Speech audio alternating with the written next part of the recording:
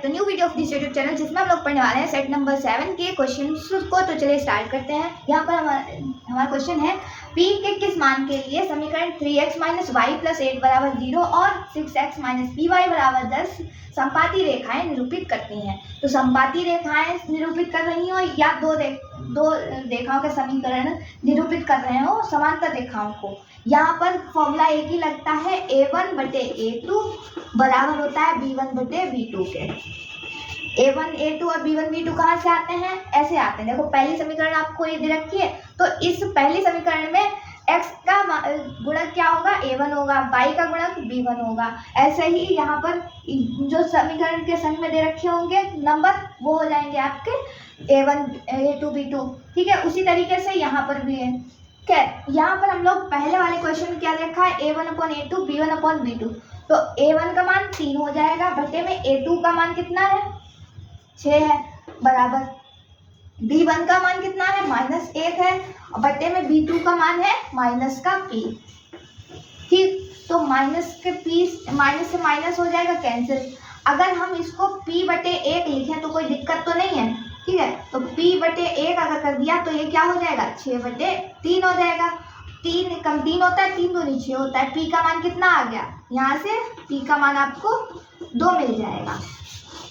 कहीं पे दे रखा है दूसरे वाले ऑप्शन में, इसे आप टिक कर दोगे।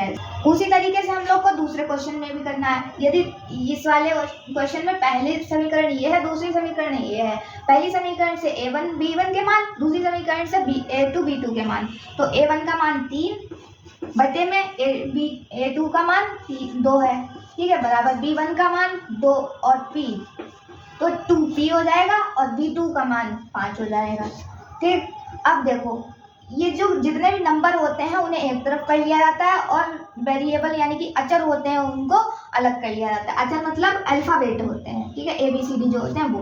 तो p को इधर ही रखा हमने, 5 को इधर लेकर आए तो 3 × 5 हो गया, बटे में 2 चल रहा था, ये वाला 2 भी इधर आ गया, तो कितना हो गया? 3 × 5 = 15 हो जाएगा। ठीक, और 2 दूनी 4 हो जाएगा। कहीं पे दे रखा है ऑप्शन में, ए वाले में है, तो इसे आप टिक कर दो, मतलब कि आपका p का मान 15/4 हो जाएगा। इसके बाद में क्वेश्चन है, यदि 15 cot θ = 8 हो तो sin θ का मान बताओ। देखो 15 cot θ बराबर दे रखा है 8, तो cot θ का मान कितना हो जाएगा? यहाँ से 15 को अगर इधर भेज दें तो 8/15 हो गया। त्रिकोणमितीय अनुपात से cot θ बराबर क्या होता है? आधार बटे लंब होता है। ठीक है, अब यहाँ पर देखो साइन थीटा को कैसे लिखते हैं? इसी तरीके से साइन थीटा को कैसे लिखते हैं? लंब बटे कर्ण लिखते हैं। ठीक, यानी कि यहाँ पर 15 तो आना ही आना है। कहीं दे रखा है 15 ऊपर, यहाँ दे रखा है, यहाँ दे रखा है। ठीक, ऑप्शन एलिमिनेशन होता है ये टाइप, जिस तरीके से हम आपको बता रहे हैं इसे करना। तो ये वाला ऑप्शन तो होने ही नहीं वाला है, क्योंकि ऊपर 15 आएगा ही आएगा। ठीक, लंब का मान। अब नीचे कर्ण का मान कितना आएगा? क्योंकि ये तो 8 है, आधार 8 है, तो बटे में आधार तो बैठने नहीं वाला है। सीधी सी बात है, ये वाला ऑप्शन ही सही होगा, क्योंकि यहाँ पर दूसरा मान दे रखा है 17। ठीक है, तो इस तरीके से आप डी वाले को ही टिक करेंगे। ठीक, और अगर ना समझ में आ रहा हो तो पाइथागोरस प्रमेय लगाओ, कर्ण का मान निकालो, फिर लंब बटे कर्ण लिख के आंसर दे दो। इसके बाद में क्वेश्चन है, यदि त्रिभुज ABC तथा त्रिभुज XYZ दो समरूप त्रिभुज हैं तथा एंगल A = 75 डिग्री और एंगल Y = 57 डिग्री हो, तो एंगल C का मान क्या होगा?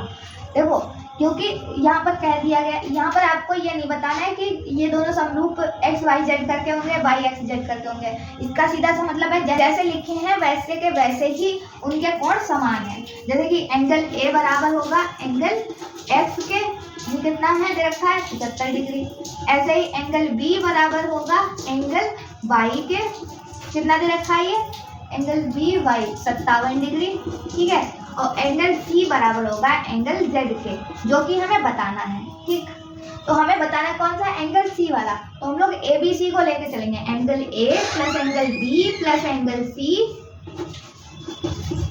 बराबर होता है 180 डिग्री। क्यों? क्योंकि त्रिभुज के अंतःकोणों का योग 180 डिग्री होता है। ठीक, तो यहाँ पर हमें कौन कौन से दे रखे हैं त्रिभुज? एंगल वो कोण कौन कौन से दे रखे हैं? 75 डिग्री दे रखा है, प्लस करेंगे 57 डिग्री दे रखा है, प्लस करेंगे एंगल सी जो कि हमें निकालना है और 180 डिग्री को ऐसे ही चलने देंगे। 57 और 75 प्लस करेंगे तो 7 5 12 का 2 हो जाएगा यहाँ पर, और 7 5 12 2, ठीक है, और 12 और 1 13 वो हासिल वाला, तो 132 डिग्री प्लस एंगल सी बराबर 180 चलेगा।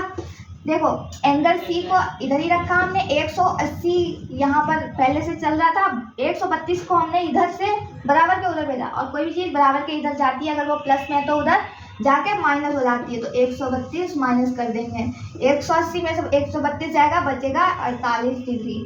कहीं पे दे रखा है आपको बी वाले ऑप्शन में, इसे आप टिक कर दोगे। तो उम्मीद करते हैं इस तरह से आपको क्वेश्चन समझ में आ रहे होंगे। अगर वीडियो समझ में आ रही हो तो लाइक कीजिएगा, चैनल को सब्सक्राइब कीजिएगा। फिर मिलते हैं एक और नए वीडियो के साथ, तब तक के लिए थैंक यू सो मच।